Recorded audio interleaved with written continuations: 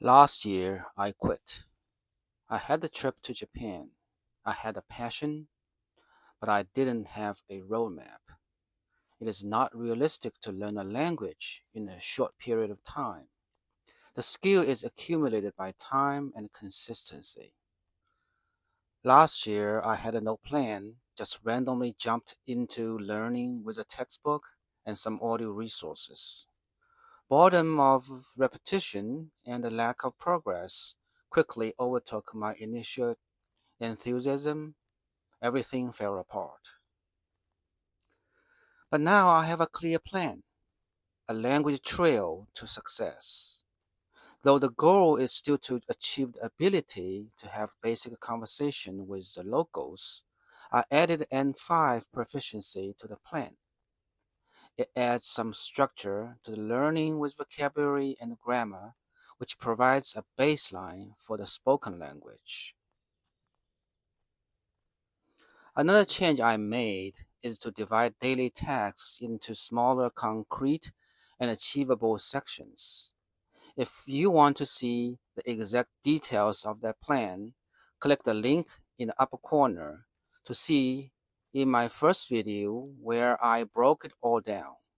I also chose some new tools like Anki for vocabularies and shadowing for speaking.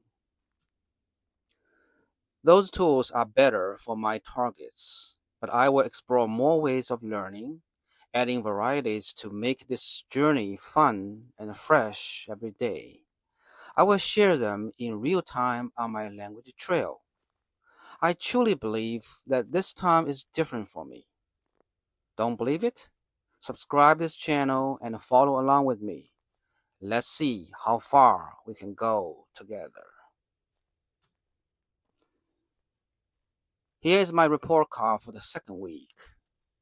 This week I accomplished another 7-day streak of spending more than 1 hour a day studying Japanese. So now the streak is 14 days. I memorized the katakana chart and was able to write both hiragana and katakana down from memory with no difficulties. I give myself again an A minus this week. Minus because I still haven't reached to the instant recall level as I talked about in the last video. It may take a bit more time. Next week, I will spend one more week focusing on kana, mainly the kyuden, hana kyuden, and combo kana. I want to build a solid foundation, but at the same time, I will pivot to more speaking practice and maintaining the 10 new vocabulary words via Anki. Okay, let's see if I can memorize the hiragana and the katakana charts. All right. A, I, U, E, O, Ka, Ki, Ku, Ke, Ko, Sa, Shi, Si, Se, So,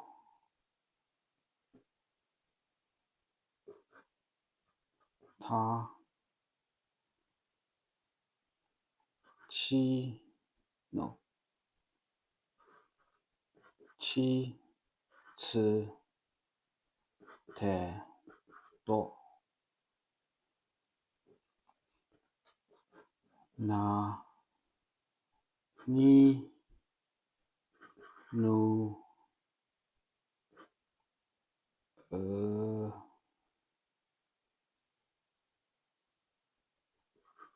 Ne, No, Ha, Hi, Fu, He, Ho, ma, mi, mu, me, mo,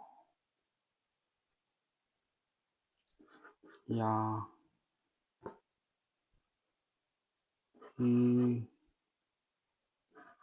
yu, ra, li, ru, le, lo,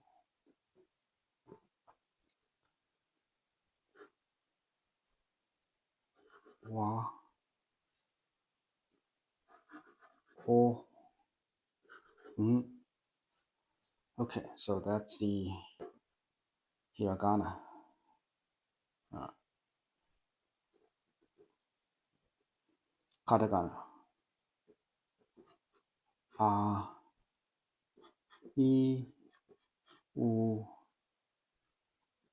E, O,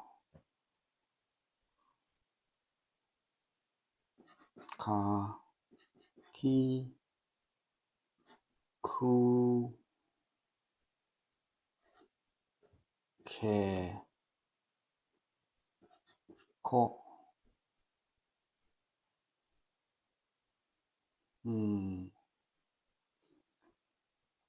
sa, shi, si, se,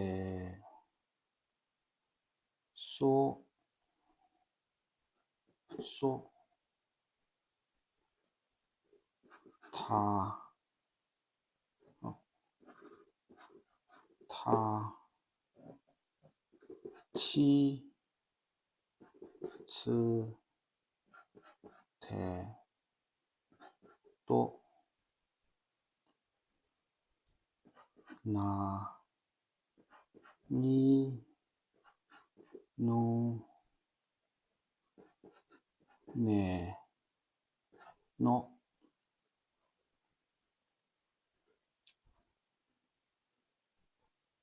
ha, ha, hi, fu,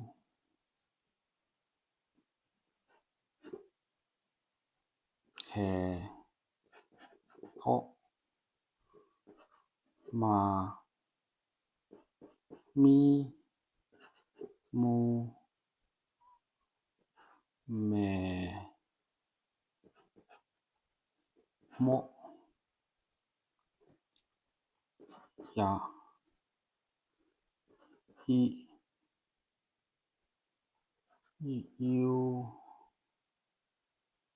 yu, la, li, ru, le, ro, wa, ho,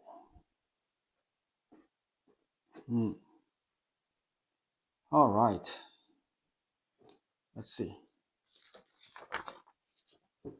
I, U, E, O, ka, ki, ku, ke, ko, sa, shi, si, se, so, ta, chi, ci, te, to, na, ni, nu, ne, no, ha, hi, fu, he, ho, ma, mi, mu, me, mo, ya, i, u, e, yo, la, li, lu, le, lo, wa, o, yeah, that's good. Kana. I, U, E, O, ka, ki, ku, ke, ko, yeah. sa, shi, si, se, so, ta, chi, ci, te, to, na, ni, nu, ne, no, ha, hi, fu, he, ho, ma, mi, mu, me, mo, ya, i, u, e, yo, la, li, lu, le, lo, wa, o, Okay, so that's good. Let me review what I learned from last week. Let's start with vowels. Generally speaking, Japanese vowels are short and crisp. They are pretty much like the English sound ah, e, u, e, o. But you have to pay special attention on u. The u, I draw a lips, the two lips here, so they are very close to each other, very short. It's not like ooh, it's like ooh, ooh. The sound comes out more from the back of the tongue. Um, so that's very easy to be mispronounced. And if you pronounce too hard, then u would become unnatural in Japanese. So you have to be very careful about this u sound. Now, if the same vowel follows, they are pronounced as a single long vowel. In English, sometimes we pronounce a vowel, sort of elongated vowel, to show some excitement, like, do you really want this book? Like, really, the E is elongated. But in Japanese, if you have a long vowel compared with a short vowel, they could have a complete, totally different meanings. So let's just give it some examples. Like let's say um, Yuki, like Yuki, right? Yuki means snow. But if you pronounce a longer vowels, like have a u sound, the longer u sound is Yuki. Yuki, that's courage.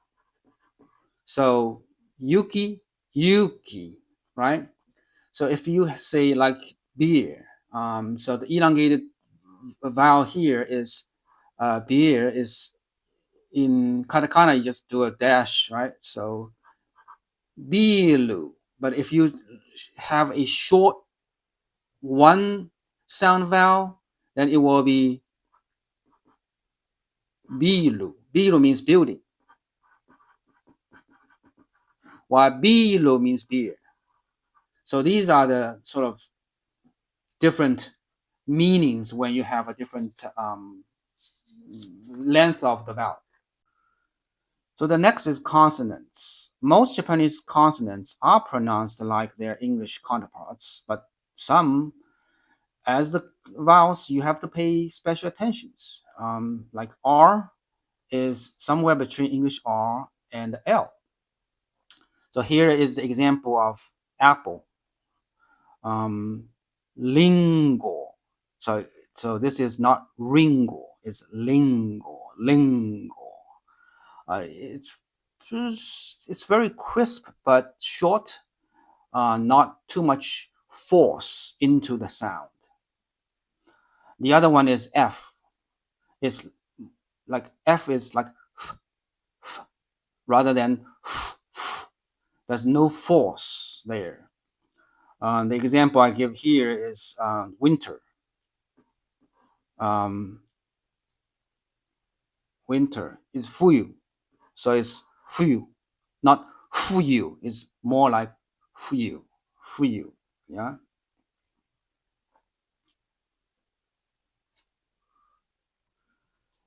The other two consonants that we need to pay more attention is one is s, the other is ts.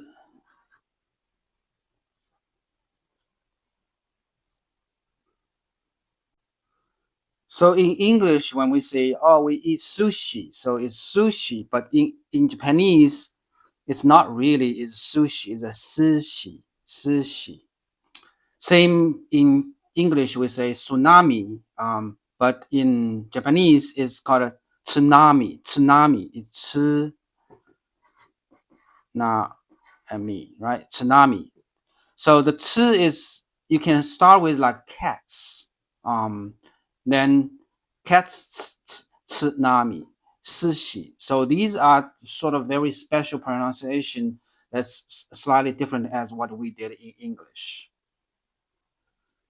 Another thing that we have to be very careful about is some sounds, they borrow from foreign languages, but they don't have particularly its own sound in Japanese pronunciation.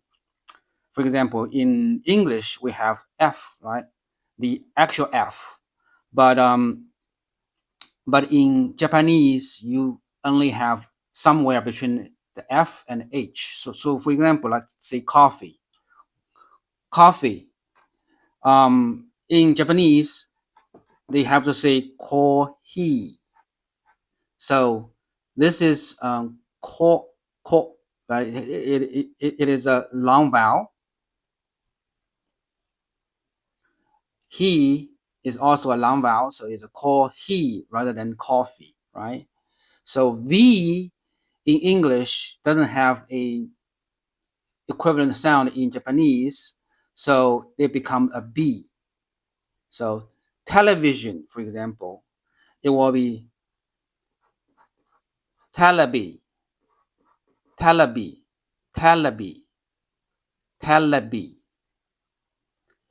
Um, Another thing that we also kind of special is Japanese consonant is always come with a vowels. So you have to pronounce it separately. It's not like in English, the consonant can contract with each other if you have more than one. The example here is like sandwich, right? Sandwich. So in Japanese, san it becomes san, sun, sun. Is it become um the the sound of all right. So now which D and we W is become do, do. Okay. Then E is E. Then chi become this. So you have to pronounce them separately. Like sandwich, sandwich, rather than sandwich. Another example is bed. So D in English just end with a consonant, but in Japanese you have to end with a vowel. So bed will become beto, beto. I have more to share on what I've learned from the past week, but I'm running out of time in this video. So I'm going to share my thoughts on pitch sound and sentence intonation, and the concept of shadowing, how and why it works with my experience in the next video. Also, I want to share my research on the Japanese small town in my saved location on my Google map. The first one is Isashimo, an area of East Mia Prefecture in and around Ishimo National Park, and where Ishiguro Shrine is located. All these will be in my next video.